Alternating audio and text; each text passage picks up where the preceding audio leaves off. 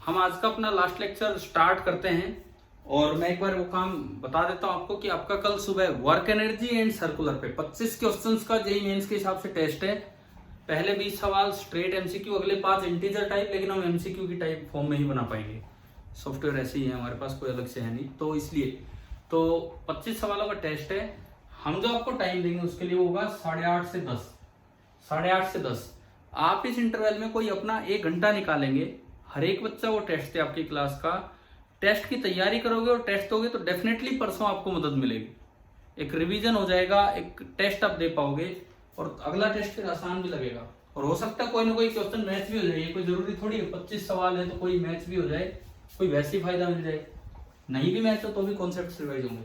अब हम इस लेक्चर की शुरुआत करते हैं एनसीईआरटी के 2 डाउट से जो भावना ने भेजे थे।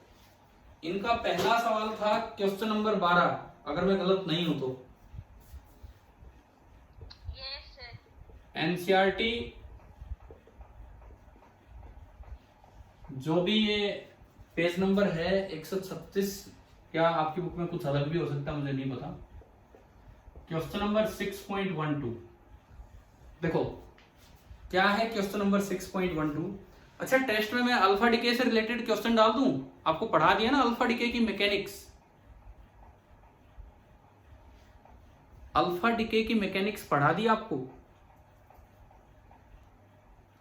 बोल, क्योंकि अल्फा डिके टॉपिक तो 12th का है, लेकिन कोलिजन का बिल्कुल उल्टी प्रोसेस, बिल्कुल रिवर्स प्रोसेस थी। हो सकता है कोई सवाल उस पर भी डाल दिया जाए। तो देखिए अब, और टेस्ट बहुत फोकस्ड होगा एचसी वर्मा एंड एनसीईआरटी पे। एचसी वर्मा पे फोकस्ड होगा। अगर आप रिवीजन भी करेंगे अपनी बुक का तो भी आपके टेस्ट में अच्छे नंबर आएंगे। थोड़ा ध्यान रखना इस चीज का।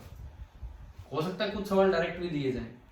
तो इस सवाल पे आते हैं। ये लिखता है, electron and a proton are detected in a cosmic ray experiment. कोई एक्सपेरिमेंट हुआ था जिसमें एक इलेक्ट्रॉन मिला और एक प्रोटॉन मिला। First with kinetic energy 10 kilo electron volt. तो ये क्वेश्चन हमें ये कहता है कि एक यूनिट ऑफ एनर्जी का एक नई यूनिट है जिसको हम बोलते हैं इलेक्ट्रॉन वोल्ट। सिंबल इसका होता है small E capital V. Joule में आप याद रखना कि 1 इलेक्ट्रॉन वोल्ट होता है 1.6 इंटू 10⁻⁻19 जूल। ये आया कैसे? ये 12th क्लास की फर्स्ट यूनिट में ही हम सीख लेंगे कि कैसे कन्वर्जन आता है। लेकिन फिलहाल एक यूनिट कन्वर्जन है कि electron volt is the unit of energy and 1 electron volt is equal to 1.6 into 10⁻⁻19 joule. ये बात आपको याद रखनी, ठीक है। अब देखो इस सवाल पे आओ। अब ये आसान सवाल है। इलेक्ट्रॉन जो डिटेक्ट हुआ उसकी काइनेटिक एनर्जी है 10 किलो इलेक्ट्रॉन वोल्ट। तो kinetic energy of electron is 10 kilo electron volt. Kilo का मतलब होता है 10⁻³ इलेक्ट्रॉन वोल्ट, और 1 इलेक्ट्रॉन वोल्ट में ये हो गया तो ये तो 10⁻⁴ इंटू 1.6 इंटू 10⁻⁻19 जूल। तो भाई ये तो हमें पहली इंफॉर्मेशन दी है। इस सवाल में जो पहली इंफॉर्मेशन दी है वो ये है। उसके बाद अगर हम सेकंड इंफॉर्मेशन पे चलें तो दूसरे की काइनेटिक एनर्जी कितनी दी है? बुक जिसके पास है वही बोल दे, नहीं मैं बुक में देखूंगा, फिर मैं तो स्क्रीन की तरफ देखने लगा था थोड़ा। काइनेटिक एनर्जी प्रोटॉन की कितनी दी है इस सवाल में? 100 kilo electron volt. Kinetic energy of proton that is 100 kilo electron volt, यानी कि 100 इंटू 10⁻³ इलेक्ट्रॉन वोल्ट, यानी कि 10⁵ तो यही हो गया, और 1.6 इंटू 10⁻⁻19 जूल। तो एक बात तो ये बताओ, इस सवाल ने हमें ये सिखाया कि कैसे एक नई यूनिट ऑफ एनर्जी है। क्या मैंने पीछे लेक्चर्स में यूनिट ऑफ एनर्जी में ये इलेक्ट्रॉन वोल्ट आपको बताया था या नहीं बताया है अभी तक? चलो नहीं भी ध्यान है तो सुनो। अब एनर्जी या वर्क की एसआई यूनिट क्या होती है? ठीक है, एनर्जी या वर्क की एसआई यूनिट होती है 1 जूल। एनर्जी या वर्क की सीजीएस यूनिट होती है 1 erg. 1 joule is 1 newton into 1 metre. 1 erg is 1 dyne into 1 centimetre, and 1 joule में 10⁻⁷ अर्ग होते हैं। लेकिन एनर्जी की एक और नई यूनिट है ये।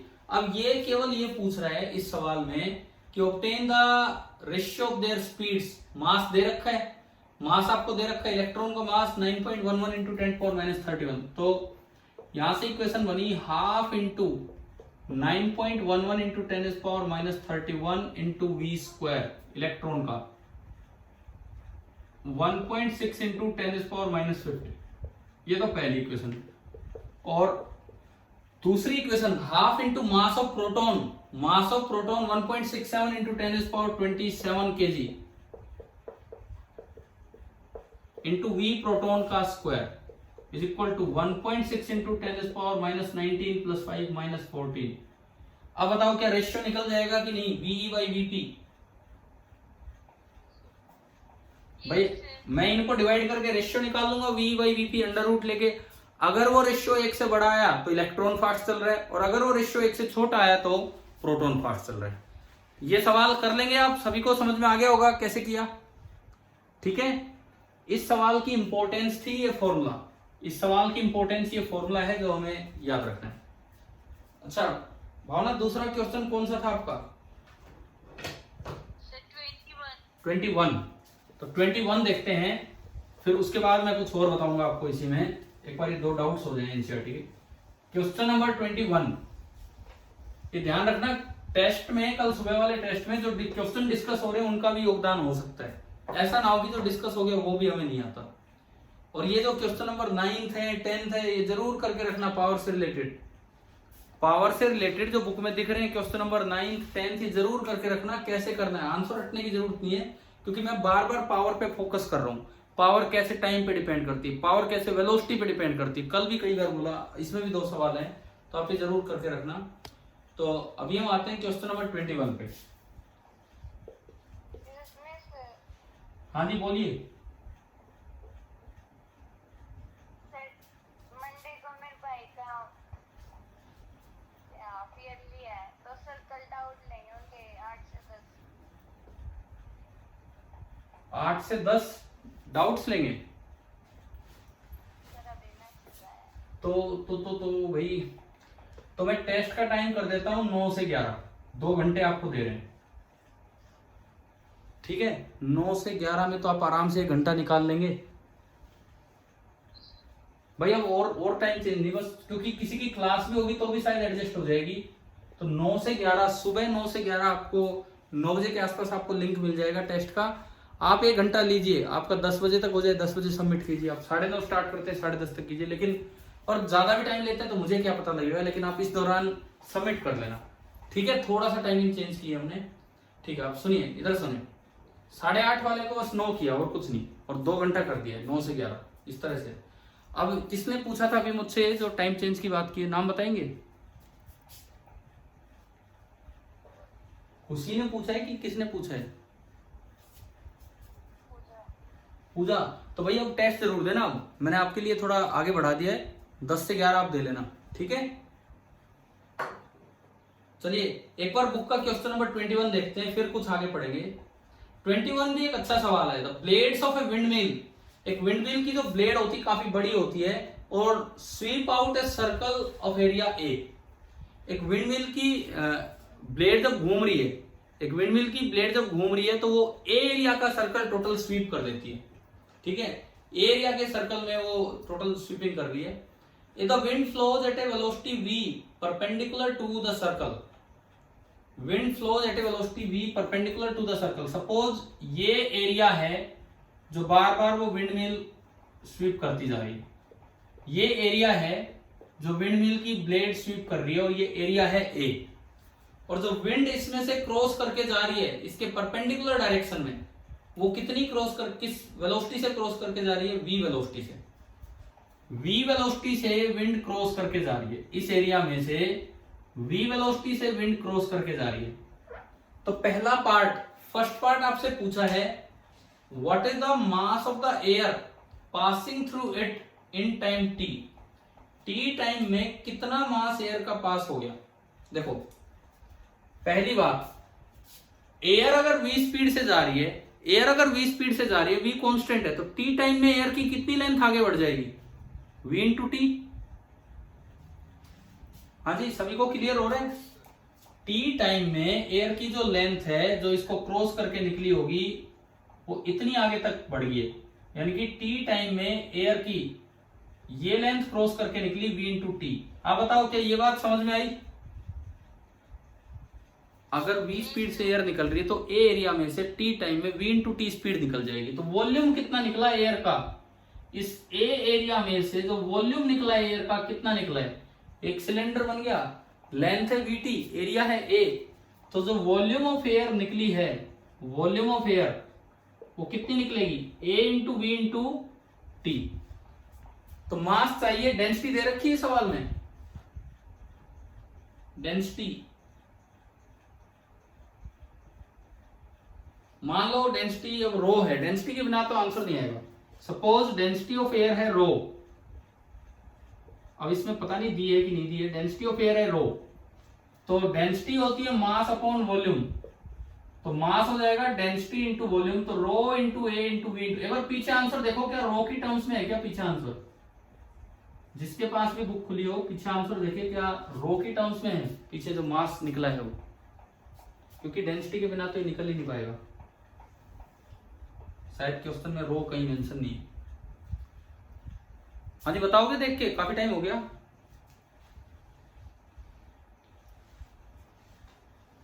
ये आपका हुआ first part. Second part, what is the kinetic energy of the air. तो जब मास ही आ गया तो इसकी जो काइनेटिक एनर्जी है, इस पोर्शन की जो काइनेटिक एनर्जी है that is half into M into V square. M की जब आप वैल्यू पुट करेंगे तो आ रहा है rho A V cube t by 2। क्या पहले दो पार्ट आपको समझ में आ चुके हैं, फर्स्ट टू पार्ट्स, ठीक है। अब थर्ड पार्ट में लिखता है कि अगर मान लो विंड मिल इस विंड एनर्जी का 25% इलेक्ट्रिकल एनर्जी में कन्वर्ट कर देते हैं तो पावर प्रोड्यूस्ड कितनी है। देखो जो ये विंड एनर्जी है उसकी काइनेटिक एनर्जी है rho A V cube into t by 2। तो जो इलेक्ट्रिकल एनर्जी प्रोड्यूस होगी, electrical energy produced according to the question is 25%। 25% of rho A V cube t by 2, 25% of this यानी कि 1/4, यानी कि rho A V cube t by 8। तो ये तो इलेक्ट्रिकल एनर्जी प्रोड्यूस। और क्या इन्होंने पावर पूछी है सवाल में, हाँ पावर पूछी है। पावर होती है एनर्जी अपॉन टाइम, तो इलेक्ट्रिकल एनर्जी कितनी प्रोड्यूस हुई डिवाइडेड बाई टाइम, टी से टी कट लेगा तो पावर आ गया rho A V cube by 8। ये पावर प्रोड्यूस आई rho A V cube by 8। अभी बताओ क्या ये समझ में आ गया कि नहीं, ठीक है। अब मैं क्या ये सवाल सभी बच्चों को क्लियर है। अब मैं यहां से एक रिजल्ट बता रहा हूं आपको, ठीक है। अब एक रिजल्ट सुनो जो आपको डायमेंशनल रिजल्ट याद रखना है। ये 1/8 1/2 ये तो क्वेश्चन पे डिपेंड करता है, लेकिन एक चीज आप दिमाग में रखेंगे कि जो पावर प्रोड्यूस होती है वो प्रोपोर्शनल होती है रो ए वी क्यूब के। क्यों ये जरूरी है याद रखना, कई बार पावर का क्वेश्चन आता है उसमें ना रो ए वी क्यूब एक ही ऑप्शन में होता है, किसी में रो ए वी स्क्वायर बना रखा होता है, किसी में रो ए स्क्वायर वी बना रखा है, किसी में रो स्क्वायर बना रखा है। तो आप बिना सोल्व किए भी 1 मिनट में टिक कर आएंगे कि भाई ये वाला आंसर होगा जिसमें ये चीज आ रही है और कोई भी फैक्टर मल्टीप्लाई हो। क्या ये रिजल्ट याद हो जाएगा। देखो ऐसे छोटे रिजल्ट्स याद रखने का ऑब्जेक्टिव क्वेश्चंस में बड़ा फायदा मिलता है, जल्दी सवाल होते हैं। मैं कहता हूं अगर पावर से रिलेटेड कोई सवाल आए, रो डेंसिटी, ए एरिया और वी वेलोसिटी, तो power is directly proportional to rho A V cube. अब ये हमें याद रखना चाहिए, ये हमें याद रखना चाहिए क्योंकि कई सवाल है उनमें पहला ऑप्शन है हाफ लग रहा है, दूसरा ऑप्शन है हाफ लगाया नहीं लगाया लेकिन एरिया का स्क्वायर कर दिया, वी का स्क्वायर कर दिया, तो इस तरह से 4 ऑप्शन बना दिए। तो अगर आपको रो ए वी क्यूब एक ही ऑप्शन में दिख रहा है तो वही आंसर है पावर का। हाँ ऐसा भी हो सकता है दो में ऐसा दिख जाए, किसी में 1/2 लगाए किसी में 1/8, तो फिर आपको क्वेश्चन पे जाना पड़ेगा। तो भाई बताओ जो एनसीईआरटी के आपके डाउट्स थे भावना जी वो हो गए क्लियर दोनों। ठीक है। अब देखिए सुनो आगे, ये जो आजकल जो क्लास चल रही है 1-2 क्लासेज, ये सर्कुलर और इसकी मिक्स चल रही है। वर्क एनर्जी एंड सर्कुलर इनका मिक्स काम चल रहा है। इवन एनसीईआरटी में कोलिजन भी इसी चैप्टर में है, एचसीवी में तो नहीं है। तो अब हम इसी काम को थोड़ा सा आगे बढ़ाते हैं, कुछ और कॉन्सेप्ट डिस्कस करते हैं। देखो एक तो ये चीज दिमाग में रखना कल के टेस्ट के लिए जरूर, जब मोड़ पे गाड़ी टर्न करती है, अगर वो कांस्टेंट स्पीड से टर्न करे तो उसमें एक ही एक्सेलरेशन होती है। अगर कांस्टेंट स्पीड से टर्न करे तो उसमें एक ही एक्सेलरेशन होती है। कौन सी, क्या नाम देते थे हम उसको? सेंट्रीपिटल। सेंट्रीपिटल, ठीक है। कांस्टेंट स्पीड से टर्न करे तो एक ही एक्सेलरेशन है, लेकिन अगर मोड़ पे कोई अनाड़ी ड्राइवर है, हमने पहले भी जिक्र किया इस चीज का, मोड़ पे अगर लेवल रोड है और कोई अनाड़ी ड्राइवर है और वो स्पीड बढ़ाता जा रहा है तो वहां दो एक्सेलरेशन होंगी। तो अब म्यू एस के दो रोल हो जाएंगे। अब म्यू एस के दो रोल हो जाएंगे तो लेवल रोड पे ना आपको ये दो चीजें अपने दिमाग में बैठा लेनी है, जो मैं अभी बता रहा हूं, जो मैं रिजल्ट बता रहा हूं। क्या, देखो अगर आप लेवल रोड पे चल रहे हो, अगर आप लेवल रोड पे चल रहे हो और आप कांस्टेंट स्पीड से टर्न कर रहे हो, कांस्टेंट स्पीड से टर्न कर रहे हो, तो उसमें तो क्या होता था, जो स्टैटिक फ्रिक्शन होगा वही सेंट्रीपिटल फोर्स प्रोवाइड करेगा, mv²/r। लेवल रोड है तो n बराबर mg, n बराबर mg से हम fl निकाल लेते थे, μs इंटू mg। और आपको याद होना चाहिए, मैं थोड़ा सा रिमाइंड करवा रहा हूं कि इन दोनों में एक इनइक्वालिटी बनती थी, fs इज लेस देन और इक्वल टू fl, और हमारी इक्वेशन बनती थी mv²/r इज लेस देन और equal to μs into mg। m से m कैंसिल हो गया। अब आप अक्सर v की रेंज याद रखते हैं, आप अक्सर यहां से v की रेंज याद रखते हैं। आप यहां से कुछ भी म्यू की भी रेंज निकाल सकते हैं, किसी भी चीज की रेंज निकाल सकते हैं, क्लियर है। आप यहां से v की रेंज याद रखते हैं तो जो v बनता है, या म्यू की रेंज ये आ गई कि μs इज ग्रेटर देन और इक्वल टू v²/r। हमेशा जब भी म्यू की रेंज आएगी तो मिनिमम वैल्यू निकलेगी, मैक्सिमम वैल्यू कभी नहीं निकलेगी। म्यू की रेंज में हमेशा आपकी मिनिमम वैल्यू निकलेगी, क्योंकि ये स्लिप होने का डर तभी रहता है कि फ्रिक्शन कम हो। अच्छा, दूसरी बात, अगर कांस्टेंट स्पीड नहीं है, वेरिंग स्पीड से वो चल रहा है, अब बताओ ये इक्वेशन क्या बनती है? अगर कांस्टेंट स्पीड नहीं है, वेरिंग स्पीड से ये पार्टिकल चल रहा है, तो अब इक्वेशन क्या बनती है बताएं। देखो, वेरिंग स्पीड से अगर गाड़ी चल रही है तो उसमें एक नहीं, उसमें दो एक्सेलरेशन होती है। एक एक्सेलरेशन तो होगी v²/r, और दूसरी एक्सेलरेशन कौन सी होती है? at, जिसकी वैल्यू होती है dv/dt, है ना। लेवल रोड है, लेवल रोड डायग्राम की वर्टिकल दिख रहा है, हॉरिजॉन्टल है। नेट एक्सेलरेशन a नेट कितना बनता है? √, याद है ना, ये हम लिखा करते थे, v²/r का होल स्क्वायर प्लस at का स्क्वायर, v²/r का होल स्क्वायर प्लस at का स्क्वायर। a नेट आपका ये बनता था √v²/r का होल स्क्वायर प्लस at का स्क्वायर। अब जो फ्रिक्शन होगा उसको यही a नेट प्रोवाइड करना है, तो यहां इक्वेशन बनती है friction that is equal to m into a net, that is equal to m into a net, n is equal to mg। आगे सब सेम है, बस यहां पे fs जब ये लगाओगे तो इक्वेशन बनती है m into a net. a net है √v²/r⁴ plus at² and this should be less than और equal to μs into mg।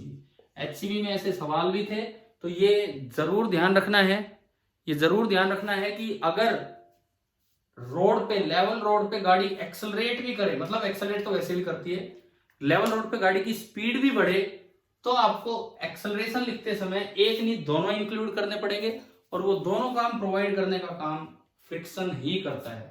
वो दोनों काम प्रोवाइड करने का काम फ्रिक्शन ही करेगा। क्या ये समझ में आ गया है कि नहीं? ठीक है, अब सुनो, इसके बाद सुनो आगे देखो। मान लो जैसे कल एक क्वेश्चन दिया था मैंने आपको करने के लिए, HC वर्मा का क्वेश्चन नंबर 50, मैंने कहा था जरूर ट्राई करना। भाई बताओ याद है क्या? अब फिर मुझे लग रहा है किसी ने ट्राई ही नहीं किया। कितने बच्चों ने ट्राई किया क्वेश्चन नंबर 50? नहीं किया, मुझे नहीं पता, आप आज करोगे, मैं बस एक हिंट दे रहा हूं। मैं उससे रिलेटेड एक क्वेश्चन बना के, उससे थोड़ा अलग और आसान एक क्वेश्चन बना के करवा रहा हूं। आप आज करोगे, कल 100% क्वेश्चन नंबर 51 आपके पेपर में मिलेगा। थोड़ा सा घुमा फिरा के चेंज हो सकता है, ताकि आप आंसर रट के आए तो वो कि वो ना टिक करिए, कुछ चेंज हो सकता है। क्वेश्चन नंबर 50 जो है वो पक्का मिलेगा वहां। 50 वो है डायग्राम वाला, 50 आपका वो है डायग्राम वाला। और उसमें पूछा है कुछ ऐसी सिचुएशन पूछिए कि ये कॉन्टेक्ट कब हटेगा, ये ब्रेक ऑफ द सरफेस कब होगा, स्प्रिंग जब भी अटैच हो तो ये ब्रेक कब होगा। अच्छा, कॉन्टेक्ट हटने वाला मैंने ऐसे करवा दिया आपको, करवाए जरूर। रस्सी स्लैक होना या स्फीयर के ऊपर कोई ब्लॉक को स्लाइड कर देना, उसका कॉन्टेक्ट कब हटता है, बताओ। ये दोनों पार्ट करवा दिए हैं कि नहीं? अरे बोलो। रस्सी स्लैक भी बहुत अच्छे से आप पढ़ चुके हो, और फिर जिस दिन एचसीवी डिस्कस कर रहे थे या रोप से आगे बढ़ रहे थे तो मैंने कहा था ये चीज और ये चीज सेम है, आपको बताया होगा। जस्ट शुरू पे ही एक क्वेश्चन था एचसीवी में कि यहां कितनी स्पीड दे कि यही कॉन्टेक्ट ब्रेक हो जाए, या फिर किसी थीटा एंगल पे कॉन्टेक्ट ब्रेक हो। क्या मैं वो सवाल आपको करवा चुका हूं कि नहीं, कॉन्टेक्ट ब्रेक वाले? बोलो, है ना? तो जरूर रिवाइज करके रखना, कल के टेस्ट, कल अच्छा टेस्ट होगा। आप ढंग से दीजिए, आपका मन करेगा पेपर देने का और कुछ सीखने का। और मैं ये नहीं कहता आप 100% स्कोर कीजिए, लेकिन आप अच्छा स्कोर करेंगे और टेस्ट का लेवल भी अच्छा होगा, फिर भी आप अच्छा स्कोर करेंगे अगर आप इतना रिवीजन कल सुबह तक करके रखते हैं तो। टाइम में फिर याद दिलाऊं, 9 से 11 हमने कर दिया है टेस्ट का टाइम। अब इस तरह का है, जैसे स्प्रिंग अटैच है और ये ब्रेक कहीं करवाना हो, जैसे मान लो कॉन्टेक्ट ब्रेक होना है, ये एक ब्लॉक है, ये एक ब्लॉक है जिसका मास है m।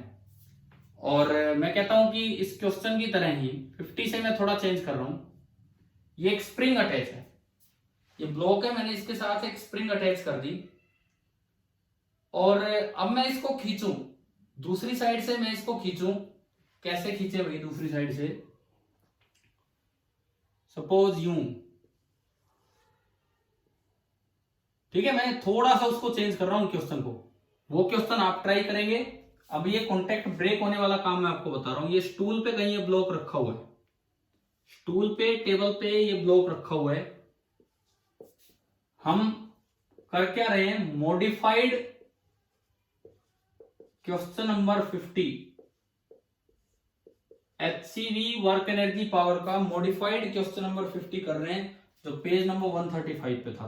कुछ मॉडिफाई करके उसको कर रहे हैं, ठीक है। अब मुझे इसको लिफ्ट करवाना है, मुझे इसको लिफ्ट करवाना है। सपोज मैंने यहां पे एक और ब्लॉक अटैच कर दिया। मैं आपको फिर कह रहा हूं, आप ये ज्यादा अच्छा सवाल है जो पेज नंबर 135 पे, इससे अच्छा, ये आसान है, ये इससे अच्छा है। आप वो ट्राई करेंगे, हम पहले ये देख रहे हैं, ठीक है। और कल पेपर में पक्का वो क्वेश्चन मिलेगा, कुछ चेंज के साथ मिलेगा। मान लो इस तरह का अरेंजमेंट हो जाए, या उधर फोर्स भी दिखा सकता है, कैसा भी हो जाए। और बोला है कि हमें कॉन्टेक्ट ब्रेक करवाना है। जैसे उस सवाल में पूछता है, उस क्वेश्चन में पूछता है कि वेलोसिटी ऑफ द ब्लॉक ये बताओ जब कॉन्टेक्ट ब्रेक हो रहा है। ये मैं क्या क्या क्या क्या कह रहे हो? वॉइस ब्रेक हो रही है, फिर से नहीं आ रहा समझ।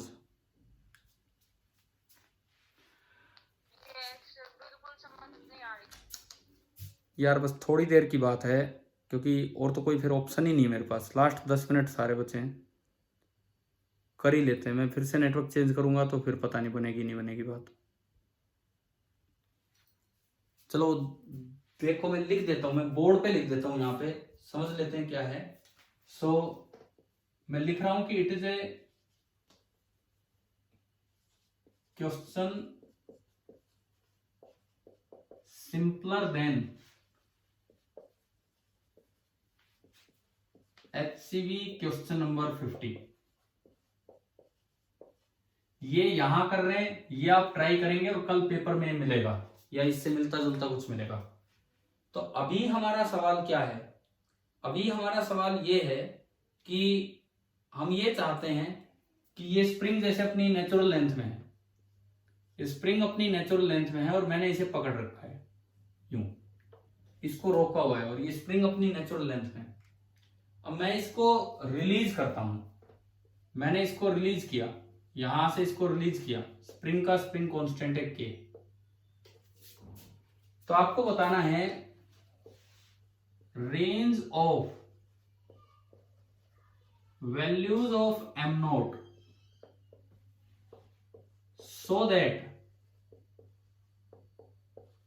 एम लिफ्ट्स अप, ताकि एम का कॉन्टेक्ट ब्रेक हो जाए, ताकि एम उठ जाए, यहां से एम उठ जाए। तो उसके लिए एम नोट की रेंज क्या होगी? कॉन्टेक्ट ब्रेक करवाने वाले क्वेश्चंस कैसे करें हम, स्प्रिंग जहां भी आए कॉन्टेक्ट ब्रेक कैसे करवाएं?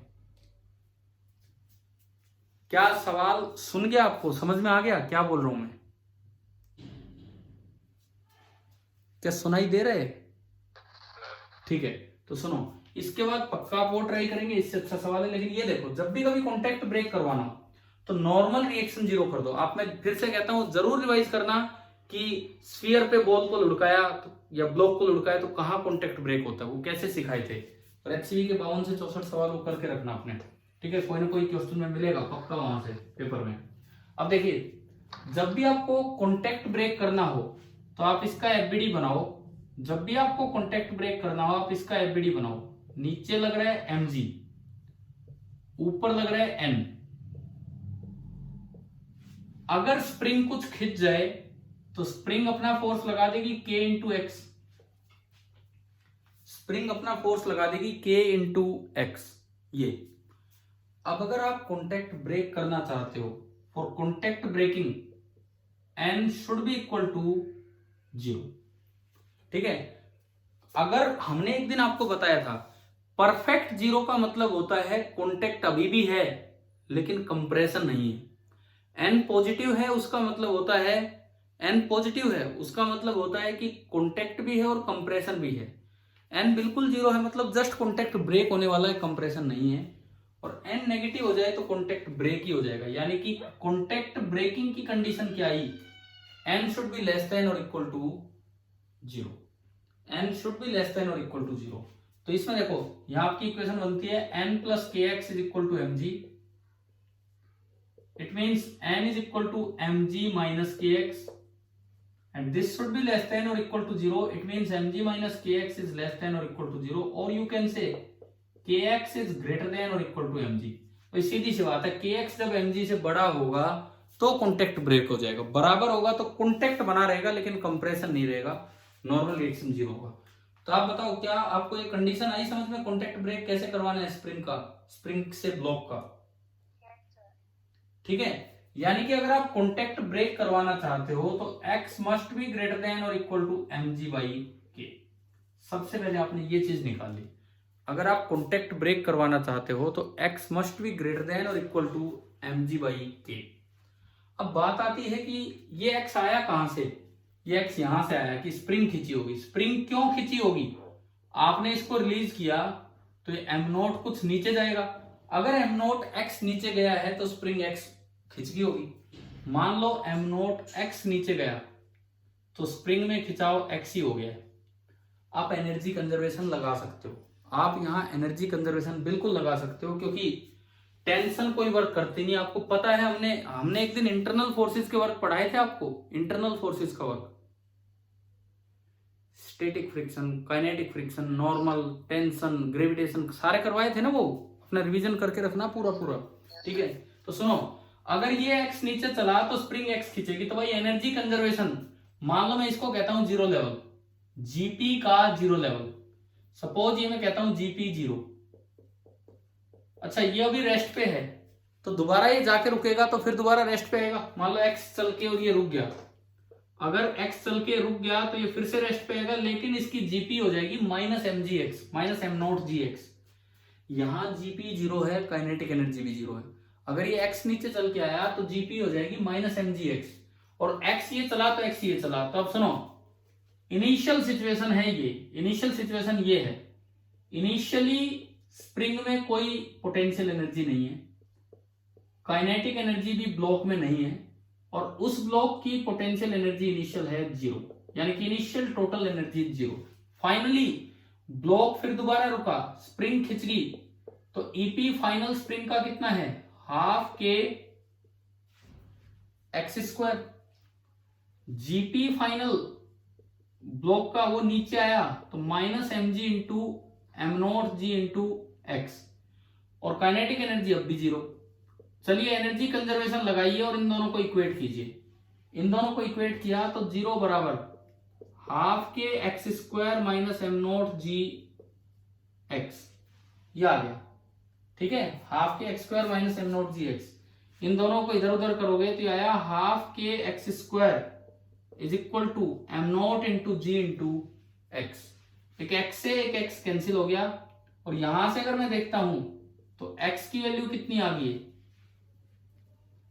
2m नॉट जी बाई के। एक्स की वैल्यू आ गई है 2m नॉट जी बाई के। बताओ ये स्टेप एनर्जी कंजर्वेशन का समझ में आया? ये आपने इसमें यूज किया जो न्यूटन्स लॉ वाला स्टेप था।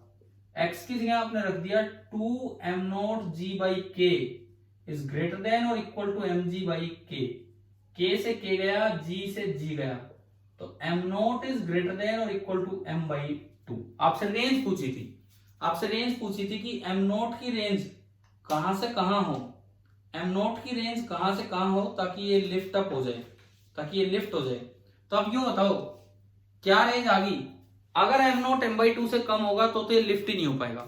अगर m नॉट बिल्कुल m बाई 2 है, जस्ट m बाई 2, तो लिमिटिंग केस है कि भाई बस वो लिफ्ट होने वाला है, कॉन्टेक्ट अभी भी है, बस वो लिफ्ट होने वाला है। अगर एक्सट्रीम क्वेश्चन आते हैं तो m बाई 2 ही आंसर हो जाएगा, लेकिन रेंज पूछी जाए तो ग्रेटर देन और equal to m by 2। Equal to पे कॉन्टेक्ट ब्रेक नहीं होगा, लेकिन जरा सा भी ज्यादा होते ही कॉन्टेक्ट ब्रेक हो जाएगा। हाँ, इक्वल टू पे नॉर्मल रिएक्शन जीरो हो जाएगा। तो अभी बताओ ये सवाल आ गया आपको समझ में, ये वाला? अब है ना, आप आज ही ये करके रखो, क्वेश्चन नंबर 50 जरूर करके रखो।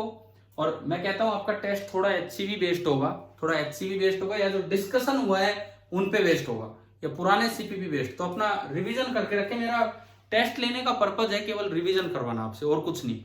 तो सुबह आपका 9 से 11 टाइम हमने फिर से बता दिया, 9 बजे के आसपास लिंक आ जाएगा, 11 बजे तक आपको सबमिट करना है। किसी बच्चे कोई क्लास भी हो तो टाइम जरूर निकालना। मैं ये चाहता हूं कि जो 13-14 बच्चे जो क्लास में रहते हैं ये जरूर टेस्ट दें, ठीक है? और 9 से 11 टेस्ट है। प्रॉब्लम है। हाँ जी बोलिए। सर 10 बजे में भाई की इंग्लिश की क्लास हो गई।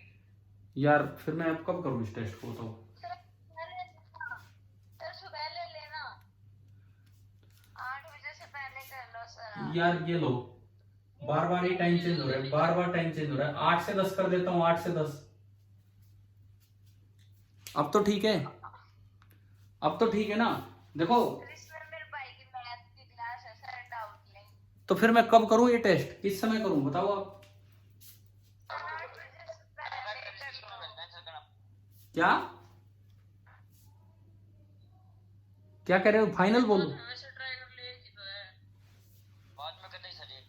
अरे भाई सुनो सुनो, मैं आपको कह रहा हूं 8 से 10 मैं आपको टाइम दे रहा हूं, 8 से 10 जरूर हो सके तो इसी टाइम आप टेस्ट दें, 8 से 10।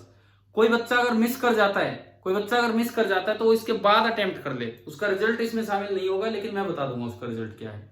और ईमेल आईडी बिल्कुल सही लिखें, बिकॉज आपका टेस्ट आपको मेल पे मिलेगा, तभी मिलेगा, पूरा मिलेगा विद आंसर्स, अगर आप मेल आईडी सही लिखेंगे तो, ठीक है? परफेक्ट टाइमिंग में सुबह तक आपको मैसेज कर चुका हूँ। हो सकता है टाइम इंटरवल में 3 घंटे का दे दूं सबको इंक्लूड करने के लिए, तो आप उस इंटरवल में अपना टाइम और ये डिपोजिशन करके रखें टेस्ट का जरूर, ठीक है? मैं उम्मीद करता हूं कल अच्छा करोगे, कल अच्छा करोगे तो परसों भी अच्छा करोगे, ठीक है भाई? ठीक है, चलिए, थैंक यू।